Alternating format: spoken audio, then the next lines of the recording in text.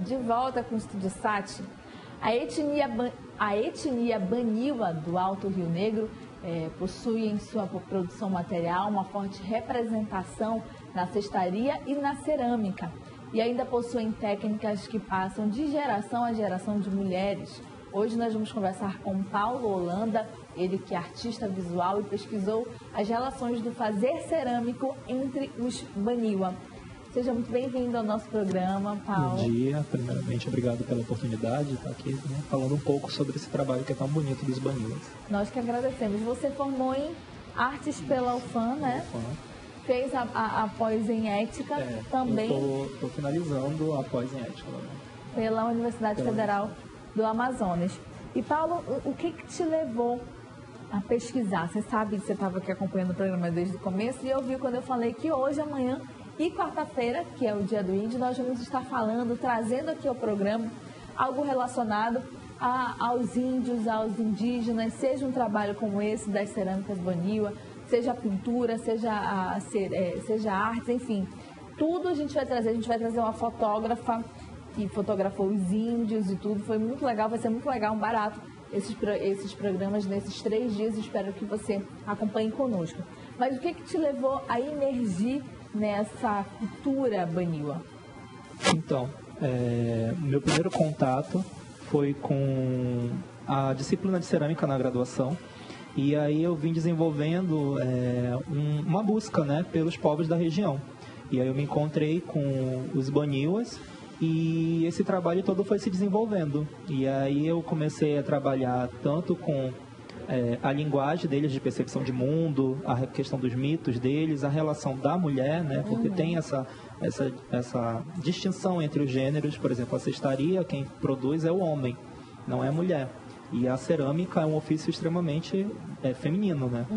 Então, tudo isso foi me chamando a curiosidade. E aí eu resolvi trabalhar com os Baniwas. O meu projeto de graduação, meu TCC, foi sobre a educação patrimonial como uma forma, né, de a gente manter essa tradição, porque como ela é passada através da oralidade, muitas das vezes a Índia mais antiga, ela vem a falecer e ela não passa esse conhecimento para as outras, entendeu? O ofício Baniwa da cerâmica ficou com mais de 20 anos esquecido, né? Tipo, não era uma coisa de produção de larga escala, porque a gente tem a chegada de outros materiais, como plástico, alumínio, então não era uma coisa viável para eles a cerâmica. Mas hoje em dia, através dessas ações de patrimônio, de educação, a gente tem uma retomada da cerâmica.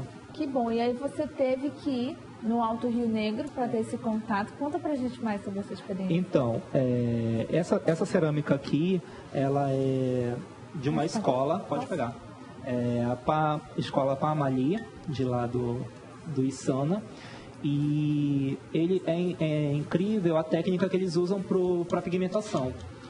Esfumacento, que a gente chama. Isso. São folhas de genipapo e quando a cerâmica sai incandescente, a gente coloca as folhas secas e joga a cerâmica em cima, né, de um buraco. E aí essa fumaça vai impregnar e vai ficar nessa pigmentação escura, né, negra, que a gente conhece. E aí não sai mais essa pigmentação, você usa para cozimento, para todas as funções normalmente. E essa daqui, Paulo? Essas daqui já são de produção minha, em referência à cerâmica Baniwa. Isso daí já é faiança, que é outro tipo de material, né? Outra argila. Pois já ia te perguntar. Ela até brilha um pouquinho, né? Então, isso daí já é outro tipo de argila. Essas daqui são argilas de baixa, são encontradas no nosso rio mesmo. Entendeu? E os Baniwas, além dessa argila, eles são conhecidos por uma argila branca, que é da região. Então, a geografia do local influencia muito também na produção artística deles. Demora quanto tempo para fazer uma xícara dessa? Essa daí eu demorei uns 3 dias para fazer. Né? 3 dias? Que além Você da aprendeu a modelar com isso? Não, então, essa modelagem eu tive na Cerâmica 1, que foi uma disciplina na universidade. Depois que eu fui a campo, que eu tive outras técnicas, como fazer arredondado, né, como eles fazem, a panela. Essa daí já é outra técnica que é por placas. Agora, que aí a gente faz as placas e vai montando. Me dá aqui essa daqui, Paulo, aquela que quer pegar, né? A pessoa não se contenta, quer pegar. E esses... Olha, pesada, Sim, né? Sim, essa é pesada. E esses desenhos aqui, o que representam? Então, essas incisões eu já parto do imaginário deles. da poética de criação, porque tem toda uma relação com o mito, né, da criação da argila. Então, Omar Ali, que era o deus primordial deles, como detentor do rio, né, e de outras técnicas, de outros materiais como a argila, ele vem fazendo esse trajeto e vem deixando a argila no caminho do rio. Legal. Então, através disso, eu criei esse referencial, né, na minha plasticidade, né, nessa cerâmica. E, ó, as pessoas falam que... Quanto tempo para fazer uma dessa aqui? Essa daí demorou mais, porque essa daí é pela técnica que eles fazem, que a gente chama a técnica da cobrinha. Vai fazendo cobrinha de argila e vai subindo, aí vai tendo o tempo de secagem dela. E aí coloca no fogo? Aí vai pro fogo, entendeu? Uma temperatura até 1000... essa daí é até 800 graus vai. Como ela é de baixa. Essa daqui é de alta, ela tem que ir a 1200. Tá, então essa Só daqui... forno industrial, assim, no caso, né? Essa daqui, então, não sofreu a pigmentação, ela Não, tá essa na daí cor tá na natural. coloração normal da argila, natural. Entendi.